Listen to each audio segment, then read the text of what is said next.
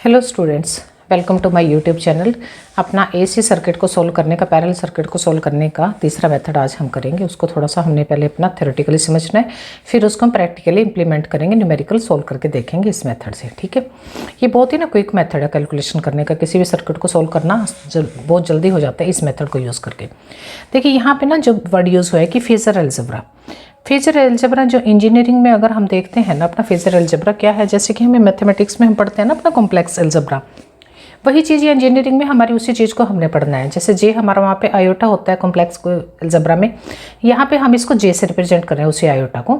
ये आयोटा जो है हमारा ना वाई कंपोनेंट को, यानी कि जब भी हम अपनी ओमेगा मतलब हम एंगुलर वेलोसिटी से घूमते हैं ना 0 से लेकर 360 एंगल तक, तो जो वाई कंपोनेंट है ना, वाई एक्सिस को जो रिप्रेजेंट करता है ना वो आयोटा करता है। यहाँ पे वही आयोटा किससे रिप्रेजेंट हुआ, जे से, क्योंकि आयोटा आई से रिप्रेजेंट नहीं कर सकते क्योंकि वहाँ पे ऑलरेडी हम करंट को आई से रिप्रेजेंट करते आए हैं, तो कन्फ्यूजन ना रहे आयोटा में और करंट में, तो इसलिए इसको जे से रिप्रेजेंट करते हैं। फेजर अलजेब्रा से जब भी हम यहाँ पे इसको करेंगे ना यूज़ अपने इलेक्ट्रिकल सर्किट्स में, तो यहाँ पे हमारे 3 मेथड्स जनरेट होते हैं। कौन कौन से मेथड होते हैं? फर्स्ट वन आएगा हमारा रेक्टेंगुलर फॉर्म। इस तरह से हम अपने सर्किट को क्या करेंगे, सोल्व करेंगे। इसको हम बोलते हैं रेक्टेंगुलर फॉर्म। दूसरा है हमारा ट्रिगोनोमेट्रिक फॉर्म, पोलर मेथड यानी कि पोलर फॉर्म। सपोज करो कि हमारे पास ना ये है, मेरे पास क्या है, एक कोऑर्डिनेट सिस्टम है, O X positive, X dash X negative, ये है हमारा वाई पॉजिटिव कोऑर्डिनेट, ये है मेरा वाई पॉजिटिव है, ये मेरा वाई नेगेटिव डैश है। ठीक है, तो इस सिस्टम के कॉरस्पॉन्डिंग सपोज करो कि मेरे ना एक फेजर क्वांटिटी ली है मैंने, उसको हम रिप्रेजेंट कर रहे हैं वी से। उसका जो मैग्नीट्यूड है ना, ये उसका मैग्नीट्यूड है, ये ना एक एंगल बनाता है वो एक्स एक्सिस के कॉरस्पॉन्डिंग, जिसको नाम दे देंगे हम थीटा। और ये मैग्नीट्यूड किसका है, इसका वी का मैग्नीट्यूड है। ये क्वांटिटी हमारी फेजर क्वांटिटी, ये हमारी क्या कर रही है, मूव कर रही है एंटी क्लॉकवाइज यानी कि काउंटर क्लॉकवाइज। इसकी जो डायरेक्शन रहेगी, अभी एंगल थीटा है, यहाँ पे क्या रहेगा, ये 90 डिग्री रहेगा, यहाँ पे आ जाएगा तो 180 डिग्री रहेगा एंगल। ये कितना हो जाएगा, इसको इस यहाँ पे आके ये हो जाएगा हमारे इस एंगल पे 270 और ये हो जाएगा 360 डिग्री। तो ये एंगल जो हमारा बन रहा है इस क्वांटिटी का, जो हमारी फेजर क्वांटिटी है, ये क्या करती है, अगर हम इसको ना अपने एक्स और वाई कंपोनेंट के कॉरस्पॉन्डिंग रिजोल्व करते हैं, मतलब इसका एक्स एक्सिस के कॉरस्पॉन्डिंग, वाई एक्सिस के कॉरस्पॉन्डिंग, इसको हम जब ना रिजोल्व करेंगे तो ये एक्स एक्सिस पे इसकी क्वांटिटी को नाम दे देंगे हम स्मॉल ए का, और वाई एक्सिस के कॉरस्पॉन्डिंग यानी कि ओ एक्सिस वर्टिकल कंपोनेंट को नाम दे देंगे हम बी का। अब देखिए वाई के कॉरस्पॉन्डिंग, अब ये जो जे वर्ड है ना आयोटा, ये हमारा किसको रिप्रेजेंट कर रहा है, अपने वाई कोऑर्डिनेट को, यानी कि वर्टिकल एक्सिस को रिप्रेजेंट करेगा।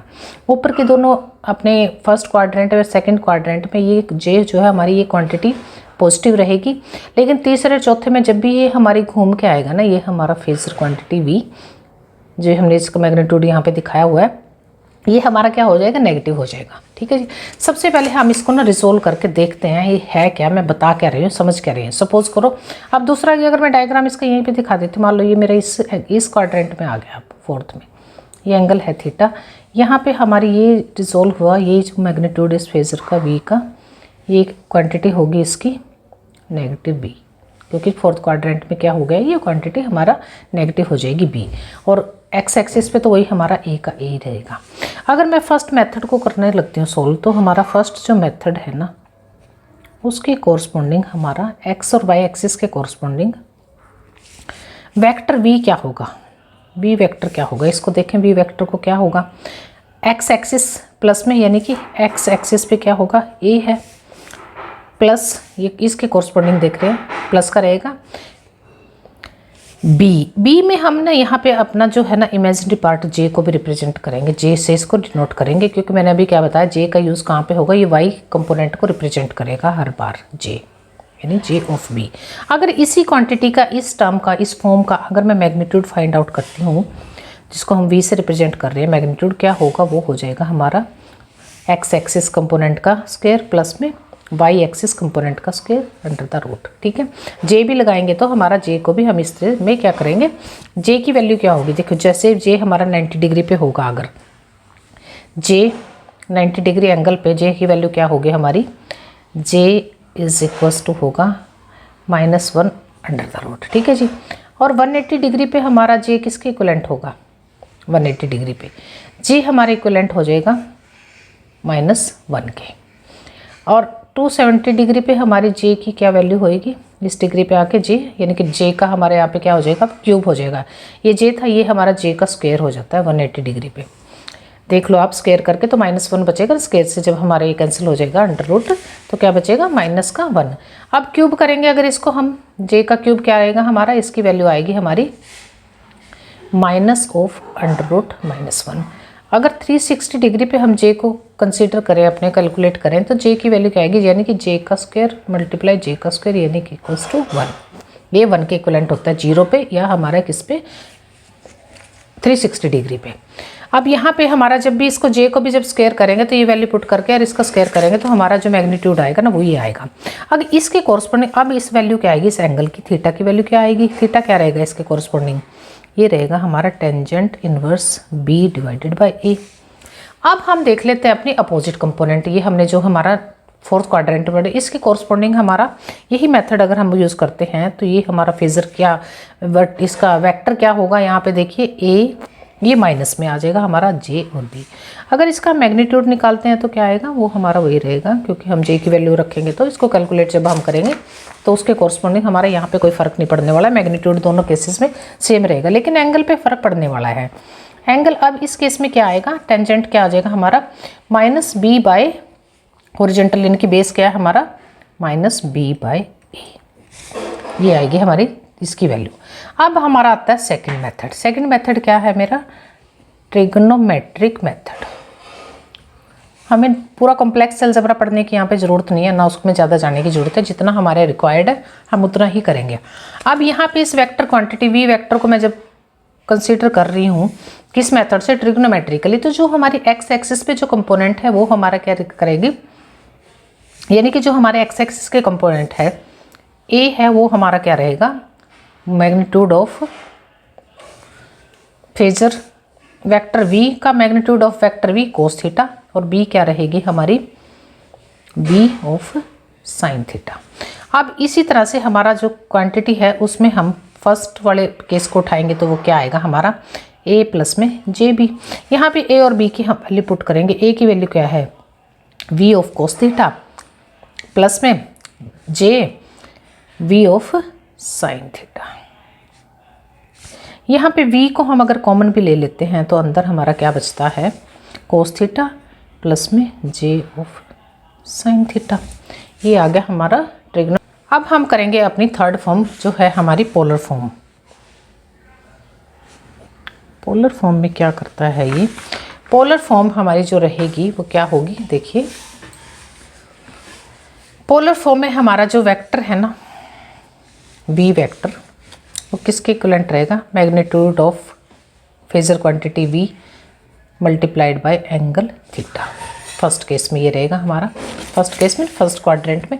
और सेकंड को इस फोर्थ क्वाड्रेंट के कॉरस्पॉन्डिंग क्या हो जाएगा, ये v वेक्टर किसके इक्विवेलेंट होगा, magnitude of v angle of minus theta. Phasor में इसमें हो जाएगी हमारी, पोलर में इस तरह से आएगा।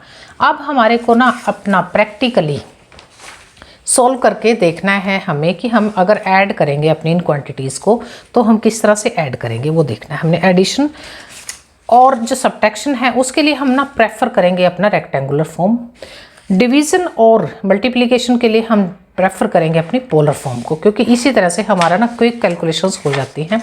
अब हम ना इस फेजर क्वांटिटीज़ को किस तरह से ऐड करते हैं, ये करेंगे हम एडिशन। ये भी हमारा एक रिक्वायर्ड पार्ट है, addition and subtraction of phasor quantities. ठीक है, कौन सी वाली, ये जो हमने अभी करके आए हैं हम, उन्हीं को हम क्या करेंगे, ऐड करेंगे और सब्ट्रैक्ट करेंगे। इसको हमने कैसे, अब जब भी हम ऐड करेंगे ना, हमें दो क्वांटिटीज़ चाहिए। अब इसके लिए हम अपनी क्या करेंगे, जो v वेक्टर है ना, फर्स्ट क्वांटिटी हमारी फर्स्ट क्वाड्रेंट वाली को लेंगे हम, उसको ले लेंगे हम v1 वेक्टर, वो किसके इक्विवेलेंट होगा हमारा a1 प्लस में j ऑफ b1। ठीक है जी। और v2 वेक्टर कौन सा ले लें हम, फोर्थ क्वाड्रेंट वाली क्वांटिटी हमारी, यानी कि a2 माइनस ऑफ JB2। अब इन दोनों का जो हमारा रिजल्टेंट वेक्टर होगा वो क्या होगा, V1 वेक्टर का प्लस V2 वेक्टर का, दोनों का क्या होगा, जोड़। अब यहाँ पे अगर हम वैल्यूज़ पुट करते हैं A1 प्लस में J ऑफ B1 प्लस का साइन, इसकी वैल्यूज़ यहाँ पे रखेंगे हम B2 वेक्टर की, A2 minus J of B2। अगर इनको हम देख लें, A को इकट्ठा कर लेते हैं और B को इकट्ठा करेंगे तो क्या आएगा, A1 प्लस में A2 प्लस का साइन रहेगा, J को हम कॉमन ले लेंगे, अंदर क्या बचेगा हमारे पास, ये B1, ये माइनस ऑफ B2। अगर हम एंगल निकालते हैं इसी के कॉरस्पॉन्डिंग एडिशन में ही, पहले हम निकालेंगे मैग्नीट्यूड। मैग्नीट्यूड हमारा क्या होगा, मैग्नीट्यूड निकालेंगे, मैग्नीट्यूड क्या रहेगा, एक्स एक्सिस पे ये कंपोनेंट है हमारा, A1 प्लस में A2 दोनों का होल स्क्वायर प्लस में B1 माइनस में B2 का स्क्वायर अंडर द रूट। अगर हमारे को निकालना है वैल्यू एंगल की, यानी कि थीटा कितना होगा भाई, थीटा होगा हमारा, एडिशन के बाद थीटा की वैल्यू निकलेगी हमारी B1 यानी कि परपेंडिकुलर अपन बेस, परपेंडिकुलर क्या था हमारा B थी, B1 B2 डिवाइडेड में A1 प्लस में A2। अब हम करेंगे इनका सब्ट्रैक्शन, इन्हीं क्वांटिटीज़ का, उनको सब्ट्रैक्ट कैसे करेंगे वो भी देखना है हमने। सब्ट्रैक्शन ये क्या है हमारा, सेम वही चल रहा है, रेक्टेंगुलर फॉर्म में ही हम इनको ऐड और सब्ट्रैक्ट करेंगे। फर्स्ट क्वांटिटी यानी कि हमारा सीधा रिजल्टेंट अगर हम लिखें, रिजल्टेंट क्या होगा, V1 वेक्टर माइनस में V2 वेक्टर का, दोनों का डिफरेंस। अब जो V1 वेक्टर है वो उसकी वैल्यू रखेंगे हम A1, जो ऊपर दिया हुआ था ना सेम वही लिया हमने एज इट इज़, रिपीट नहीं करी, टाइम ना वेस्ट हो ज़्यादा। A1 माइनस में A1 प्लस में J ऑफ B1, माइनस करेंगे इसको, क्या करेंगे, दूसरी क्वांटिटी की वैल्यू क्या थी हमारी, A2 minus of J of B2। अब A को इकट्ठा करेंगे, यानी कि A या माइनस का साइन होगा, A1 माइनस में A2 प्लस में J को कॉमन ले लेंगे, B1 ये प्लस हो, ये प्लस का हो जाएगा, ये अंदर जाएगा तो प्लस का हो जाएगा ना, माइनस माइनस प्लस B2। इनका अगर रिजल्टेंट देखें तो वो क्या आएगा भाई, रिजल्टेंट आएगा हमारा हॉरिजॉन्टल कंपोनेंट का स्क्वायर प्लस में वर्टिकल कंपोनेंट का स्क्वायर, सॉरी दिख नहीं रहा। अब देखिए बेटे ये निकल गया हमारा बच्चों। अब हम इसका सब्ट्रैक्शन में भी एंगल भी फाइंड आउट कर लेते हैं। एंगल क्या रहेगा, टेंजेंट इनवर्स परपेंडिकुलर और बेस, यानी कि B1 प्लस में B of 2 divided A1 minus में A2, ये आ गया हमारा थीटा। अब हम चलते हैं अपना डिवीज़न की तरफ और मल्टीप्लिकेशन की। अब हम क्या करेंगे, देखिए मल्टीप्लिकेशन और डिवीज़न हम कौन सा मेथड यूज़ करेंगे, वहाँ पे हम लगाएंगे अपना कौन सी कैलकुलेशन, कौन से मेथड के कोरस्पॉन्डिंग करेंगे। यहाँ पे हम ना पोलर मेथड यूज़ करेंगे, यानी पोलर फॉर्म के कोरस्पॉन्डिंग चलेंगे। पोलर फॉर्म में अभी मैंने क्या बताया था कि जो वेक्टर V1 और किसके कोरस्पॉन्ड क्या होगा, मैग्नीट्यूड ऑफ दैट वेक्टर या कंपोनेंट और एंगल थीटा। इसी तरह से दोनों की वैल्यू इस पे यहाँ पे गिवन है। अब जब मैंने दोनों इन कंपोनेंट्स को, इन वेक्टर्स को जब मल्टीप्लाई करेंगे तो क्या आएगा, रिजल्टेंट वेक्टर क्या होगा, दोनों के गुणा। फर्स्ट वन की वैल्यू रखेंगे हम V1 θ1 गुणा में V2 माइनस ऑफ θ2। अगर हम V1 V2 को इकट्ठा कर लेंगे गुणा में, ठीक है, डॉट का निशान मीन्स मल्टीप्लाई हो रहा है, दोनों क्वांटिटीज़ को, दोनों के मैग्नीट्यूड को हमने क्या किया, मल्टीप्लाई किया। और एंगल्स यहाँ पे क्या हो रहे हैं, देखिए ये फर्स्ट एंगल माइनस में, यानी कि θ1 माइनस में θ2। सिमिलरली जब हम डिवाइड करेंगे तो डिवीजन में क्या होगा, डिवाइड करेंगे तो दोनों वेक्टर का डिवीजन होगा 1 का और 2 का। तो यहाँ पे क्या आएगा, फर्स्ट का वेक्टर का मैग्नीट्यूड और angle of first and magnitude of second and angle of that second.